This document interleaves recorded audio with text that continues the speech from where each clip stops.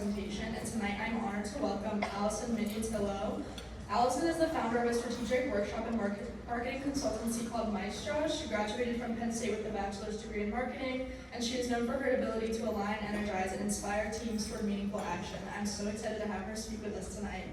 Following the presentation, there will be an opportunity for Q&A, so I invite and encourage you all to ask questions that you have throughout the presentation, because it's just a great opportunity to engage and hear more about Allison's perspectives on things. All right, please join me in welcoming her to the stage.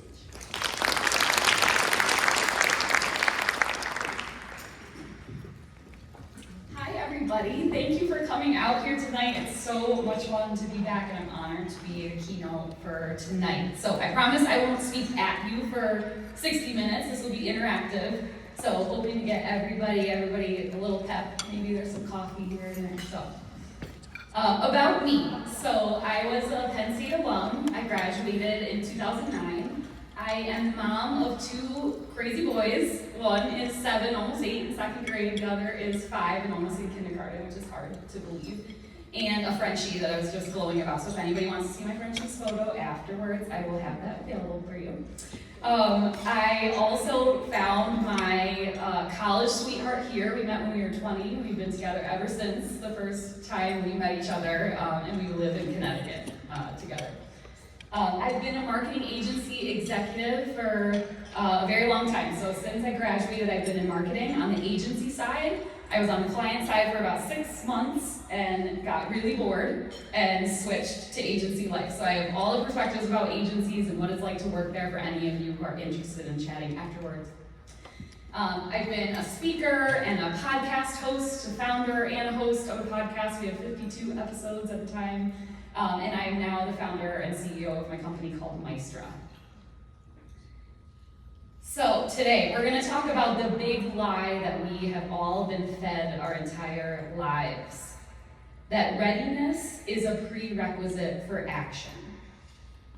So this starts all the way from, you're not ready to ride your bike.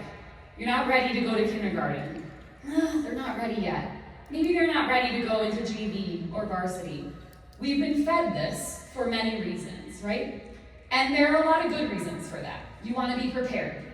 You want to be confident. You want to have experience, right? But when it comes to the real world and life after this amazing place that you are all at, it comes down to action. So raise your hand if you've ever held back from an opportunity because you didn't feel ready. Everybody. All right. How many, raise your hands, have regretted doing that? All right, so this is something we can all relate to, whether it's being a mom for the first time, or taking a leap, or applying for the internship, or reaching out, or networking with somebody that you haven't already met. There's a lot of scary things that are about to happen in your life. But the most important thing is getting the courage to act. And what you'll start to understand is that the most successful people in business and in marketing and whichever major that you are in your career path, they are differentiated because they move. They are not waiting for some magic light bulb to occur. So I'll share some facts about why that is true. There is science behind this myth that we have been fed all these years about readiness. The first one, self-efficacy theory. So people actually build confidence by taking action and experiencing it themselves, not waiting. So this is proven and studied many, many years.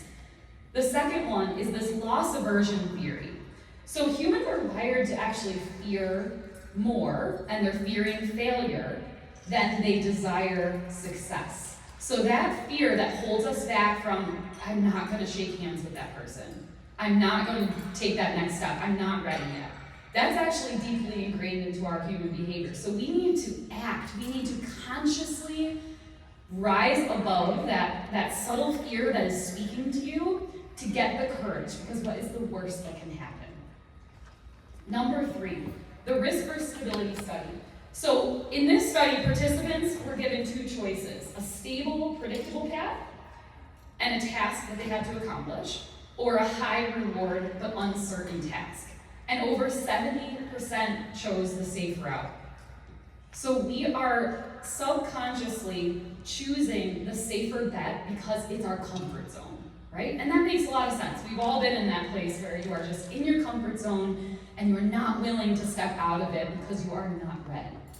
Well, science shows that the rare ones who are going to get the higher rewards, especially when it comes to business. Number 4, Cornell's regret study. So they studied 1,200 people in their 70s and 80s, and their biggest regret was not taking more chances. So I'm hoping that something about this talk clicks with one of you, and then my 5-hour drive at 4:30 a.m. this morning will be worth it. That you don't get to that part of life and you haven't taken the leap that you wish you would have. There's nothing worse than regrets. Everybody has them, but now you have this fresh path ahead of you before you go into the world of business, and you can consciously get out of that feeling of being nervous to take action. You don't need to be ready. And Harvard proved that. So the progress study, so they studied 12,000 diary entries of employees and found that the biggest motivator was making small progress, not leaps. So if you think about a marathon runner, has anybody trained for a marathon or a half marathon in the room? Okay, so please don't try tomorrow and go run a marathon. Please don't, you will hurt yourself, right? If you look at any training program, you are starting really small. It actually teaches you to start with a mile. And then it builds, and it compounds, and it compounds. And that training and that experience and that body motion starts preparing you for the next half mile and the next mile. But you're not getting to these places overnight. And I remember being a Penn State student, and I would look, we didn't have social media, so I cannot imagine the pressure you are all under when you are comparing yourself, especially as women, to other women. I can't imagine what it's like in college right now. So I empathize with that. But you're always looking, at least I was always looking at the ones who were already successful in my mind. They had the title, they had the outfits picked out, they looked perfect, they were speaking articulate, right? And I just thought, that's never going to be me. I am not ready to do that. How am I going to get to that place that I aspire to? And the reality is, none of them are ready. They were never just magically ready. They took meaningful action along the way to get to where they're going, and they're still probably not done. And number 6, if anybody's a fan of the Mel Robbins podcast, she's like my latest favorite.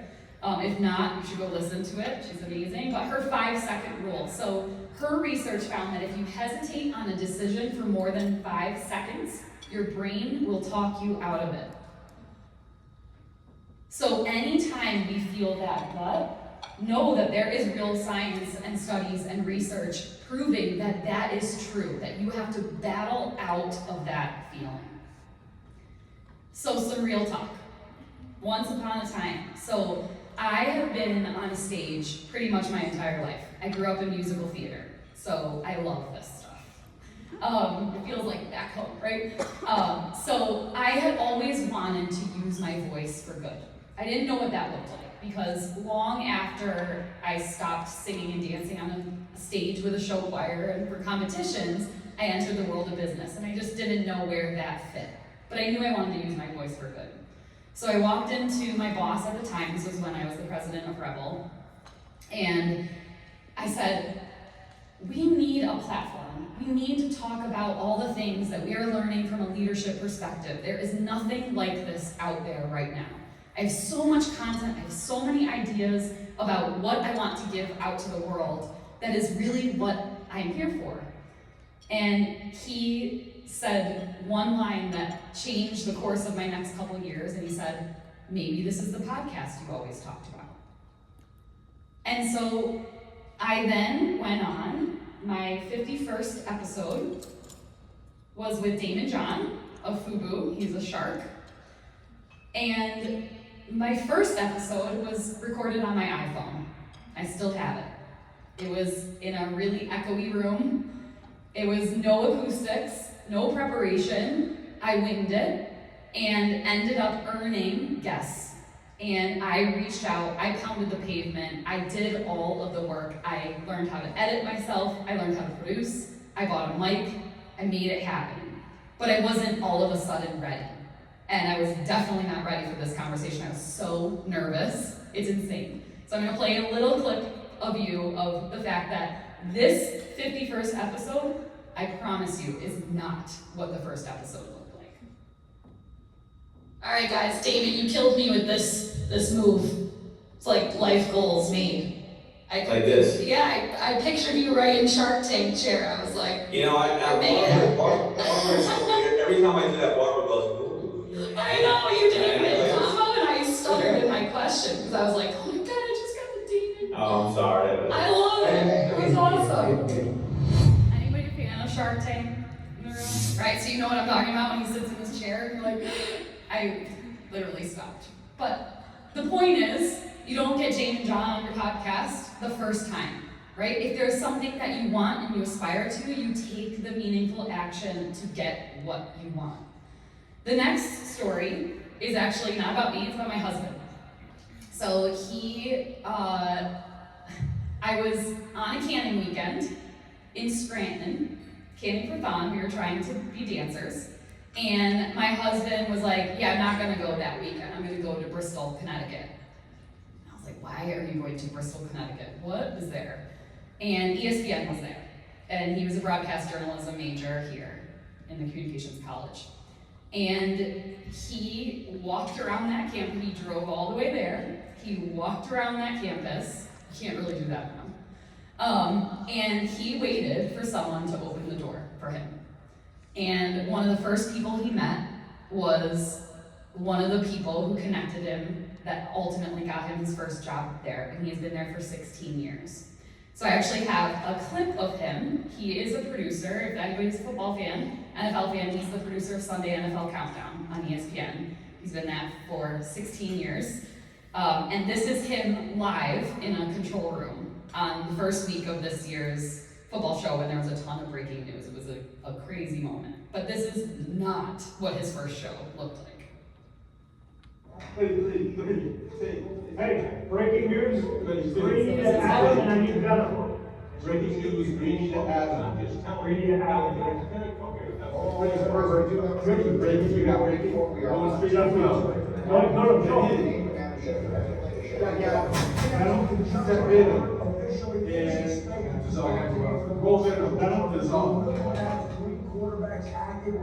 Good job getting there. That's a good job. No, we're staying here for a second. We're doing some reaction. Give me a new bar when you have it, please. So we may have to shoot all about when we talk about We'll use all of this. Give me more, Herbert, if you got it, sir. And a new bar when you can, please. So you can see the command and the presence he has in that room. The first show, he was like, I don't think I'm cut out for this. He came home, he was terrified, right? He was not ready. But the people around him told him he was. And they saw something in him, just like you are gonna find along the way. You're gonna find people who believe in you before you believe in yourself. Take that as a sign that you should leap. So, the readiness myth, why we think this way. So it comes from two places. One is this preparedness bias in psychology. So our brains were wired to overestimate the risk and underestimate our abilities. So we really deeply believe this. We think that we are not ready, and therefore our behaviors are attached to that deep-rooted belief. So you can retrain your brain to believe something different. So that's what I hope one of the things is that you take away today. The second thing is this confidence fallacy.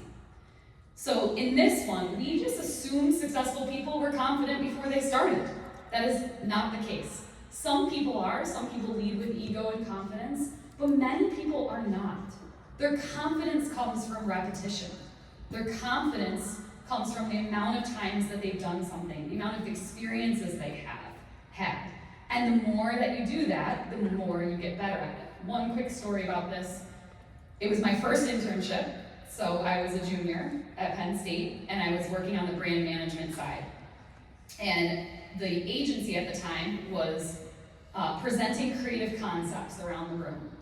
And my boss at the time, there was a room filled with us, and there were 8 people on our client side. I was the most junior person in the room. And my boss said, okay, we're gonna give feedback to the agency about this creative, and we're gonna start with the most junior person in the room. Allison, what's your feedback? And I will never forget that moment, because I was like, I like it. I think it's good. What I thought about it. We get all the way to the end, and their feedback just gets better and better as the position gets more senior. And you get to the end, and his feedback, the CMO, was our audience would never resonate with that piece of creative, and here's why. And so from all those experiences, you get more confidence even when it comes down to giving creative feedback, right? You give more confidence because you have watched and observed and taken it all in and didn't take it personally, right? If I was woe is me at that time, which I probably had a little of at that time, I never would have learned from it to get better at giving feedback. And now one of the things I'm known for in leadership is giving really hard feedback. Because the people around you, when you surround yourself with the right people, are ones who want to raise that bar because they know you believe they're capable of more. So overcome that confidence fallacy. So let's do a quick break, quick case study. Nike, just do it. Anybody in the audience want to tell me, what do you think they are really selling? Confidence? What else? Action. Action. Inspiration. Inspiration.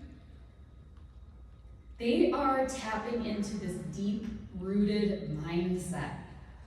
This is a belief that they are selling. They have tapped and unlocked with 3 words all these years, the deep-rooted, just get up and do it, right? They are talking about Mel Robbins' 5-second rule. Just do it. Lace up the sneakers, don't overthink it, go to the gym, do whatever it is that you want to do. Move your body, it will help with mental health, right? They are selling something much more and something much deeper, which is why it has been successful all these years. And I'm sure you can find many, many other examples of that in business. So now we're going to do another reflection. Ask yourself, and I'm going to call on people, so be prepared. Think of a time you took action before you felt ready. What happened? Anybody want to share a story? Maybe we can get the mic out. Anytime you took action before you felt ready, but you did it anyways.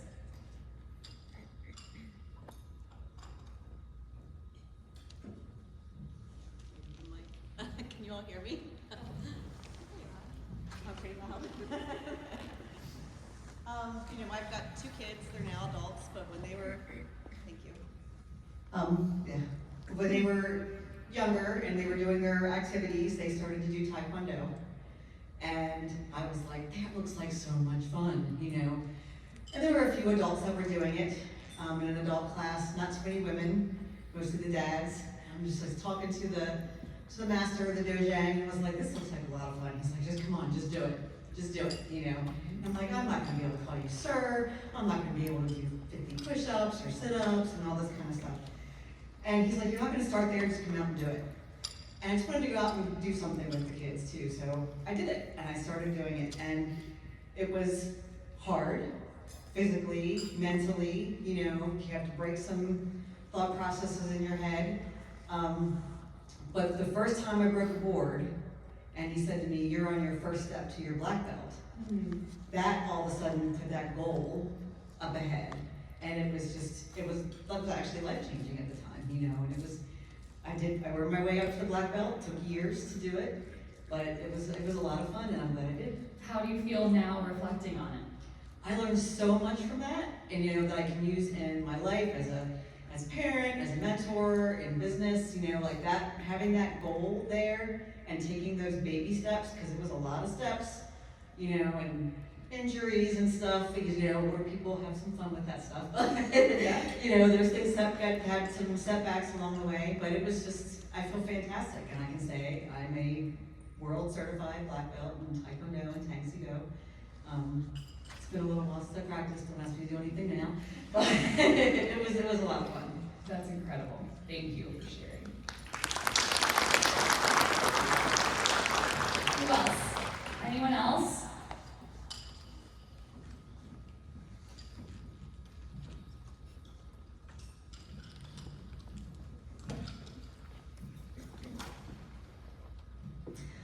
Yeah, so I would say dancing in Thon this year. So for those of you that don't know, Thon is a 46-hour-long, no sitting, no sleeping dance marathon. And as a dancer, you don't sit or sleep for the entire 46 hours. So that is quite a challenge that I don't think anyone could ever say with 100% certainty, I am ready to take this on right now. But it had been a goal of mine since I first got to Penn State. I knew I always wanted to do it, so I prepared myself as much as I could. The weekend came. Was I ready? Absolutely not. Was I as ready as I could have been? Probably. So, I was able to do it. I finished the entire 46 hours on behalf of women in business, and it's probably my proudest accomplishment so far.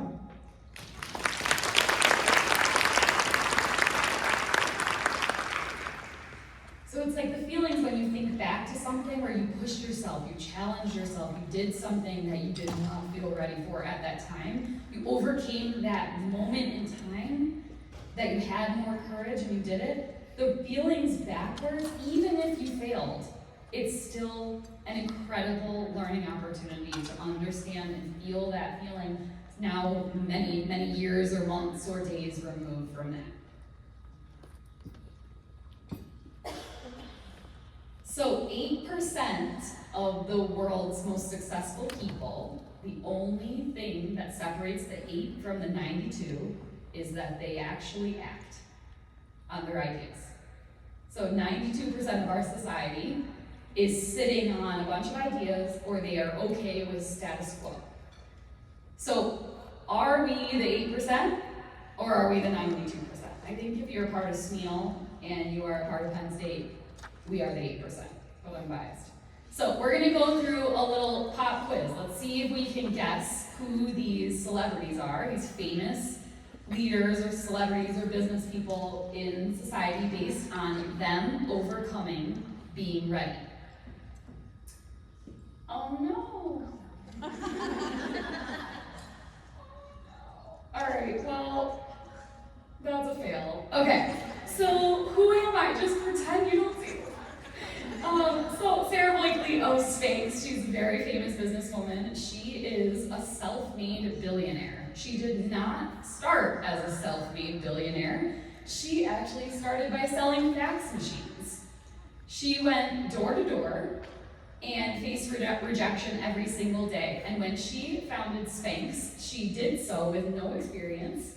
She had a prototype that she made with a pair of pantyhose, at the time, if everybody in the room knows what pantyhose are, a pair of scissors, and she sold the concept to manufacturers, got rejected over and over and over and over. This is long before shapewear was a household term. She went to Neiman Marcus, and somebody randomly took a chance on her. That was not the first time she went to Neiman Marcus. Her story is famously that she went dozens and dozens of times to Neiman Marcus, Nordstrom, any of those big box retailers. She personally wrote handwritten notes to everyone she met. So networking is important. These people that are perceived to be successful are not above it. Shaking hands, being kind, going old school, right? Not everything has to be on LinkedIn. LinkedIn didn't exist 10 years ago, right? So people figured out how to be successful and how to build meaningful relationships long before digital ever existed. So go back to those things that actually build a meaningful relationship. Don't just sit behind a computer. Look someone in the eye, right? She built her company without any outside investment, and now her brand is worth over $1 billion. All right, let's see. This is gonna fail so hard if my thing don't. All right, well, don't judge me. All right, Michael Jordan. See, clearly I was not ready to do anything today. He did not make his high school varsity team the first time. They told him he was not ready. He was on JV. Instead of quitting though, he practiced every single morning. He's extremely famous for his work ethic and how many reps he put in. He missed 9,000 shots, famously, he talks about this many, many times. He lost nearly 300 games, and 26 of those times were when he missed on the game-winning shot. So he has failed many, many times. He was not originally ready. He went on to become the GOAT. He's won 6 NBA championships, 5 MVPs, and built a global empire beyond basketball. Everybody knows the brand Jordan. All right, next one. I'm so mad about this. Howard Schultz. So this is kind of a cool story. So he grew up in low-income housing. He was the first of his family to attend college. He took this small job offer at a local coffee shop, and while he was working there, my husband actually told me this color commentary the other day.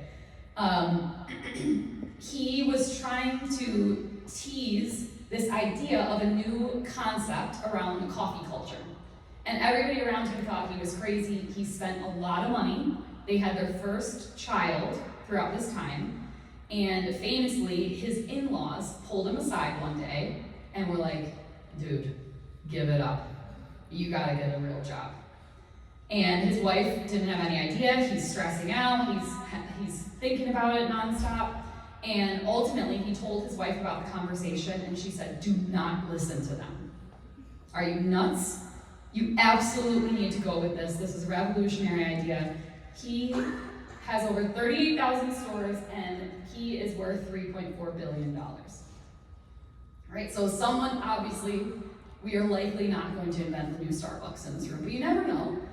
But the point is that he took a risk, even when other critics were saying that you are not ready, because that is going to happen too. People that you care about most will likely tell you you're not ready. But you can find it within yourself if you really trust yourself and you trust what it is you want and you can see the path forward in your mind. There are things that everybody can do to take action.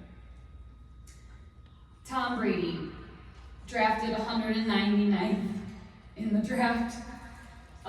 He was told he would be a backup at best. He was super scrawny and did not look like a quarterback. He was not someone that you would ever imagine would become who we all know him to be. He spent countless hours watching films, studying it. He was one of the smartest quarterbacks to ever play. He trained his mind and body to be one of the most strategic quarterbacks on that field. That was his differentiation. He was never the most athletic, he was never the fastest, but he's arguably one of the smartest, most talented quarterbacks of all time. He became a 7-time Super Bowl champion and played longer than anybody thought that he would.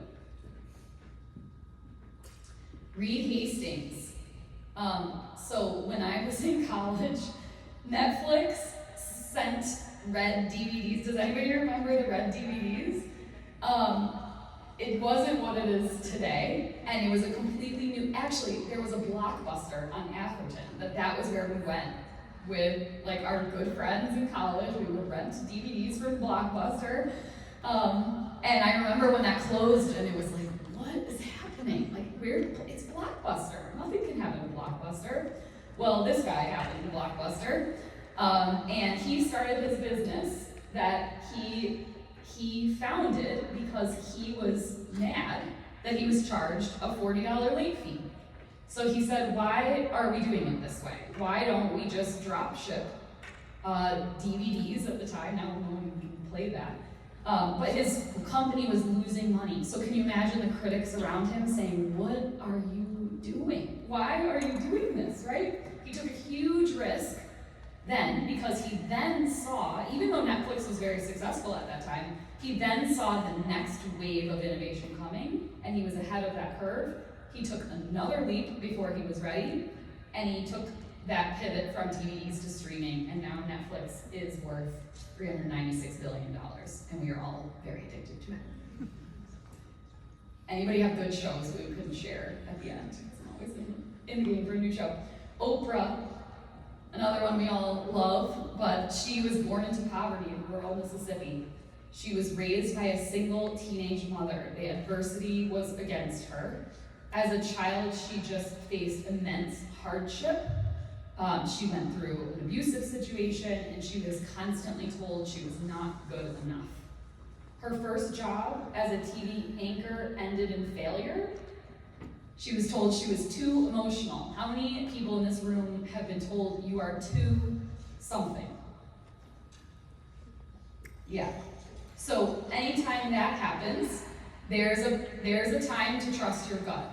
If you don't believe that you are to this or to that, there's that moment of 5 seconds to take action against whatever that is. She became the first Black female billionaire. She owns her own production company, her own network, her own magazine, everything. The list goes on. She's worth $3 billion. Okay, I'm so sorry about the animation. But more proof, I can't help it. McKinsey found that companies that make rapid, bold moves grow 2.2 times faster than those that hesitate. So not only is it about humans not being ready or not feeling like they're ready, not taking action, it's also about companies who pivot before they are obsolete. And then on the flip side, only 14% of CEOs report that they felt ready before they took the job. So I also have felt that experience when I became the president of an agency where I was like, you're promoting who? I'm not ready for that. I can't do this. I can't do that. This is why, and giving all the excuses. But when you look back on it, you realize you were more than ready. You just may not have done that yet. But everything in your training and your experiences have shown you that you are worthy of that next step. You just have to believe that you are worthy of it. So, more real talk. So, throughout my time as a president of an agency, we tripled in size. So, it was incredible and exhilarating and terrible and an emotional roller coaster, and I was working constantly. And at that time, I was learning how to be the mom of 2 boys. So at that time, at the end of it, when I really felt at my lowest, I was really struggling with mental health and really having a hard time juggling it all. There was nothing left of myself at the end of the day. All I wanted to do was write a children's book.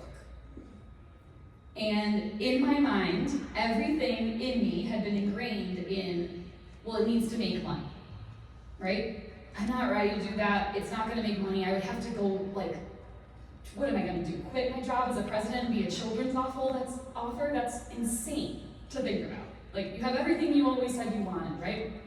And my leadership coach, Ryan, at the time, she said to me, why can't you just do something for you? Why do you think you need to be ready to take a career leap? So that one sentence turned into me and my son, this is Anthony. We wrote and I illustrated, he wrote and I illustrated a children's book called Krabby Goes to First Grade. This was last year. It's available on Amazon. And it was far more than I could ever imagine. It had nothing to do with making money, right? You make nothing on Amazon royalties, right? It had nothing to do with that. It had everything to do with taking an action and figuring it out before I was ready. We sat at that little table, the dining room table, and we talked about his first grade adventures, and we had all these characters, and there's crabs, and there's lobsters, and there's little bubbles on every page, and we had so much fun. And throughout that time, I was able to teach him many things he didn't know, like how to illustrate, how to draw, and how to create something yourself and see it published, but he taught me so much more. So there's so many things. It doesn't have to just be connected to business. but taking action in your life will reward you so much more than you can imagine. And that leads me to where I am today. So after being the president, took a step backwards from that to try and regroup on my priorities in life, and it just was not fulfilling anymore. So I became the CMO of another agency in Connecticut. And just this February, 1 month ago, I looked at my husband and we both said, if not now, then when? So I quit my job and started my own consulting firm. So this is 1 month old, it's a baby, but it's mine. And it was something that was always itching in the back of my brain saying, you're not ready for this. You are not ready for this yet. You can't do this with 2 little kids. You can't do this while you're leading these agencies. You are not capable of this. But deep down, my gut was saying opposite. I had the experiences, I have the connections, I have all the skills to make it work. I just had to believe that myself. So a month ago, I did it. So the website is live, everything that I created and built, but the point is that we're all going to continue struggling with it. I'm still struggling with feeling like I'm not ready. This is actually the first speaking engagement I've had owning my own business. So standing up here today, I feel immense pride being able to do this, talking about my own company that I did not feel ready for many, many years, knowing that you too will be in that spot someday when you take that leap.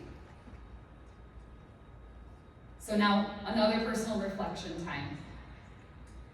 Think about this. What's one area of your life right now where you have been waiting for the right time? Why are you waiting? What's holding you back? Any patterns you see? Rhetorical question, but I want you to think about it tonight. Think about that thing. Is it taekwondo? Is it running a marathon? Is it getting involved in another club? Is it reaching out to a connection you made and you're nervous about how they're going to respond to you or if they're going to respond at all? Whatever the case may be, think about the patterns you see in that. Think about a time when you were ready. Think about all the things we talked about today to figure out, are you the only one standing in your way? The answer is probably yes. So we're going to work with our groups at the table and take 4 steps. The first one, find something to write with. You can write on the back of my bio. Find a pen. Yes, piece of paper and pen. It helps your brain remember. You're going to write down something you've been avoiding because you don't feel ready. Just one thing. You don't need to do a whole list. Just one thing you've been avoiding because you don't feel ready.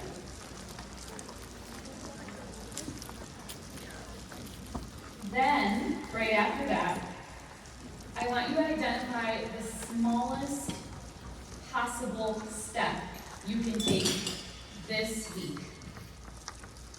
One step, one action you can take towards that thing this week. And then number 4, share with someone next to you and exchange their contact information if you don't already know them so they can become your accountability buddy. So it's also important that we have people hold us accountable to that. Okay, go ahead.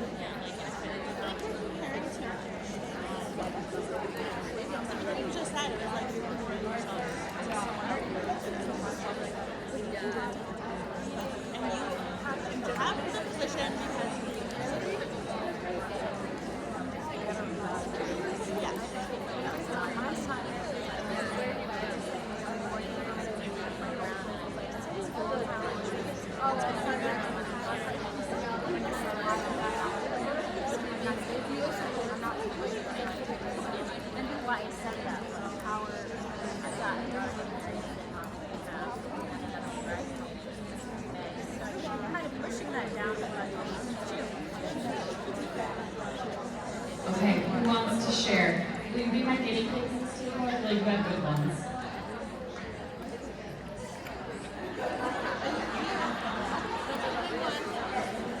You're not ready to pick the mic? Come on. Alright, who wants to share?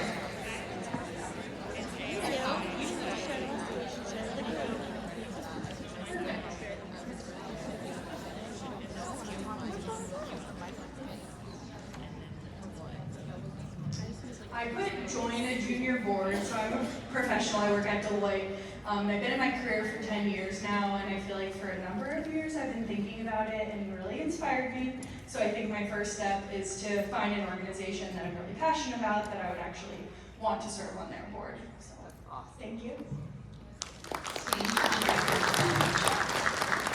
Someone over here. You can do it. You're ready. Hello. Whoa. Okay. I forgot. Okay, so something I've been avoiding is kind of making new friends. I recently moved to a new area, and at this table, for a first step, we're gonna all exchange numbers and maybe do something later. So I'm really excited about that.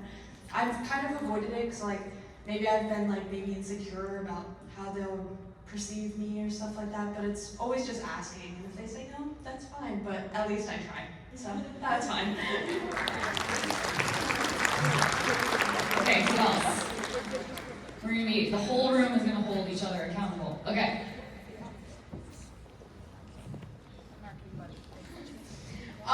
I have been avoiding applying for a new summer job because my job closed in February, so I need to find a new one for the summer so I can make some money, and I haven't been avoiding doing that, so that's my goal, is to look online and apply. There you go. Who else? Okay, so mine's a little bit more general and maybe a little bit counterintuitive given the setting, but we were just having a really good discussion about how, I'm sure all of us in the room relate to this, but it's always kind of like, what's that next professional step, what's that next academic step, and something that I've kind of regretted throughout my college career is not taking a little bit more time to pursue the things that I personally enjoy and taking the time to kind of grow through those avenues. So one of my goals moving forward is to make a little bit more room for myself to really pursue things that I'm passionate about and give myself avenues outside of those academic and professional goals, and really just focus on not always needing those for validation and just finding joy in other things.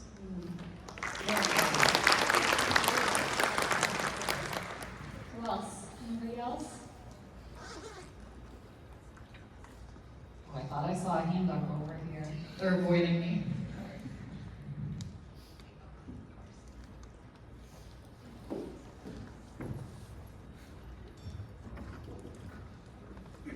So 3 steps, and I promise we're almost done.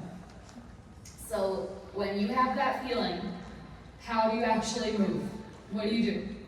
So the first step is actually a Jeff Bezos step. He calls it the regret minimization test. So all you have to do is ask yourself, will I regret not doing this in 10 years? It's pretty easy, right? Most of the time that answer is going to be very simple.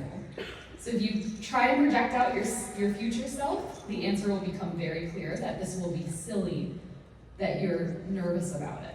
Don't put off what it is you can do today because time is going to evaporate soon.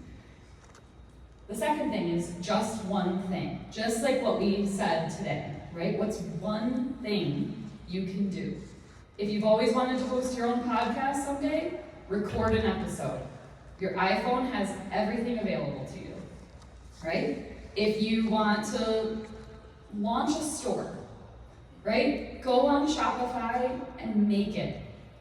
If you want to make a new friend, go up to them. What's the worst that can happen? Right? People are inherently kind, and if we can put ourselves out there and put good energy out into this world, it will reciprocate. And the third thing, how to move before you feel ready, is Mel's 5-second rule. So if you hesitate longer than that 5 seconds, your brain will stop you. Do not let it stop you. So one last piece of inspiration in case this clicks. I'm sure some of you have seen this clip before, but I've always loved it. It stands the test of time. But it's Steve Harvey's message about just jump. I'm going to share something with you. I'm going to tell you something that every successful person has to do, including you. Believe it or not, every successful person in this world has jumped. I'm going to tell you what I mean by that. You are going to have to jump. You cannot just exist in this life. You have got to try to live. If you are waking up thinking that there's got to be more to your life than it is, man, believe that it is.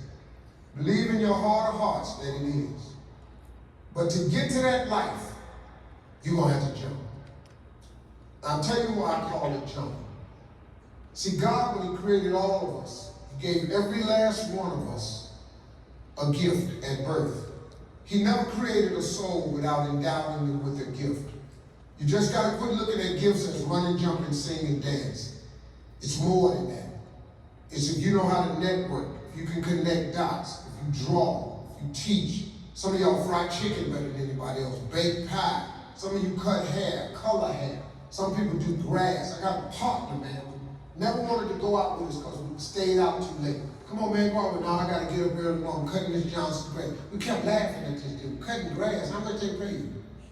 He got a landscaping company in Cleveland worth $4 million. Because all he do is cut grass.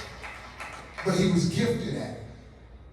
I got a partner on a detail shop, make $800,000 a year, detailing cars. He got 6 mobile trucks running around.